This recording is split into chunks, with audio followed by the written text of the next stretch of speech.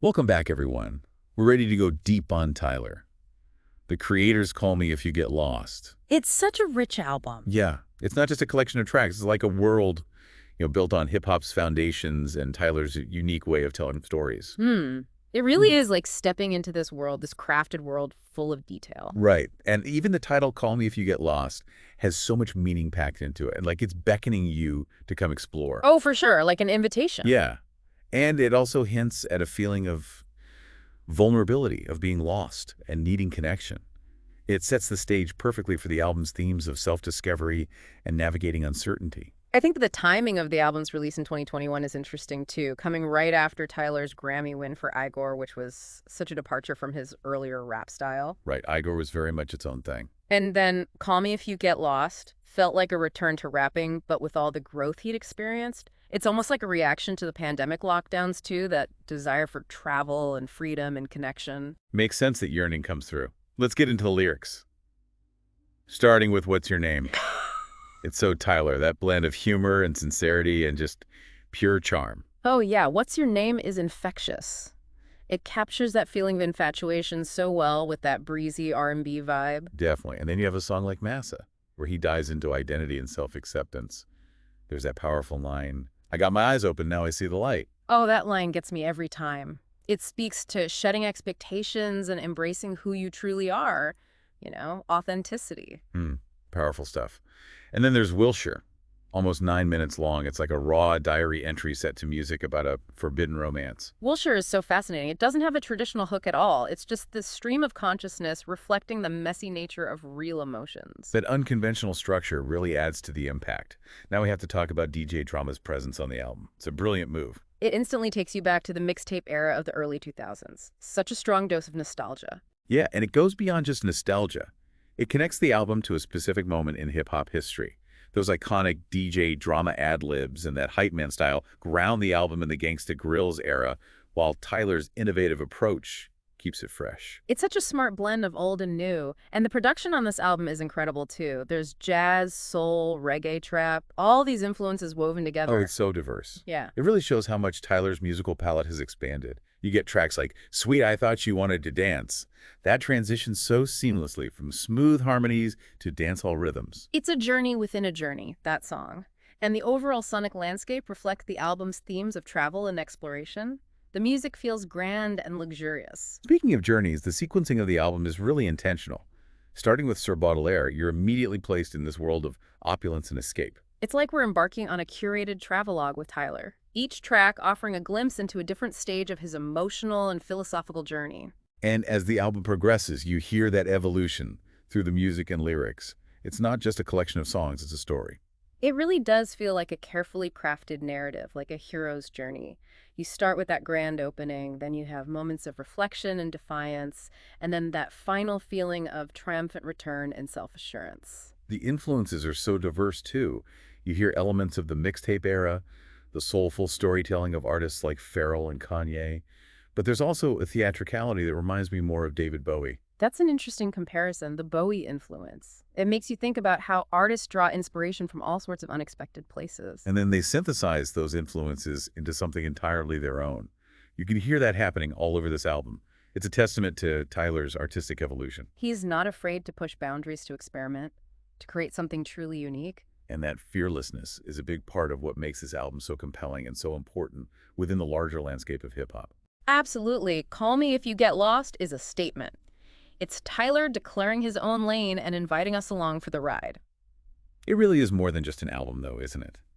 It feels like Tyler's exploring some deep philosophical ideas, too. Oh, totally.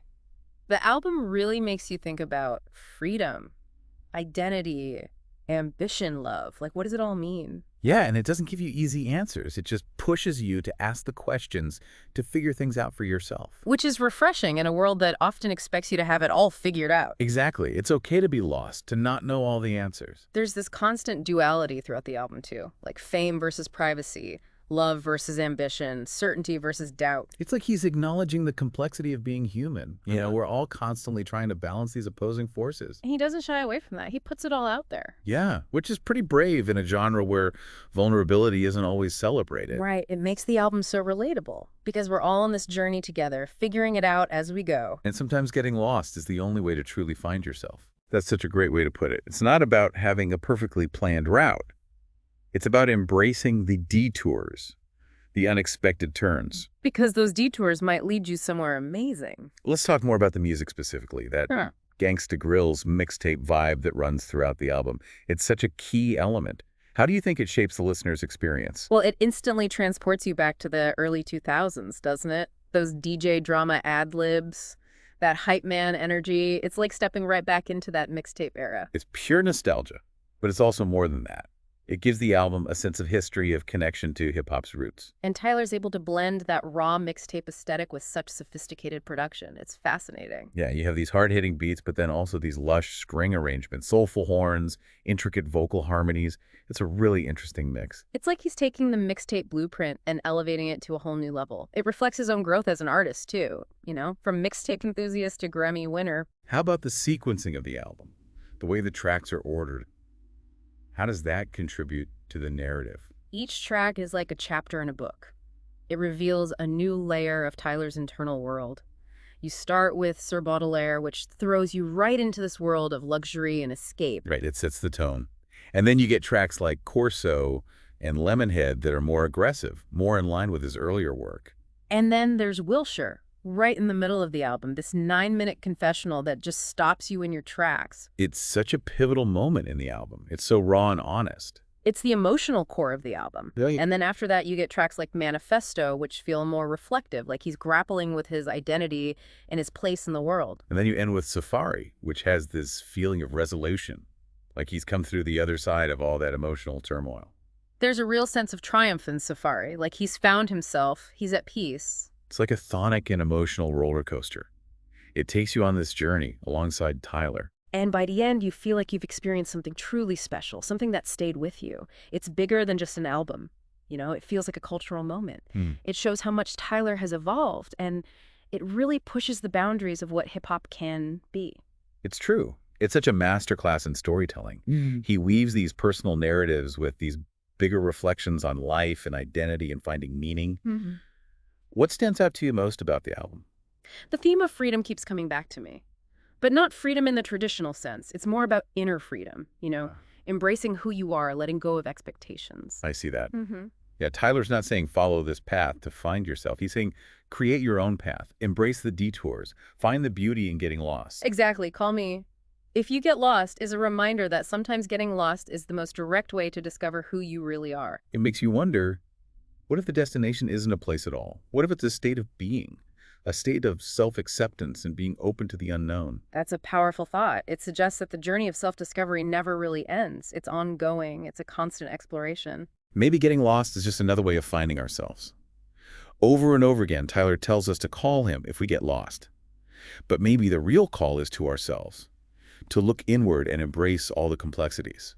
That's a beautiful way to put it. Call Me If You Get Lost is a call to introspection. It challenges us to look at our own journeys and to find the freedom that comes with truly knowing ourselves. Well said. Thanks for joining us on this deep dive into Call Me If You Get Lost. We hope you'll keep exploring and questioning and embracing your own unique journey. It's been a pleasure.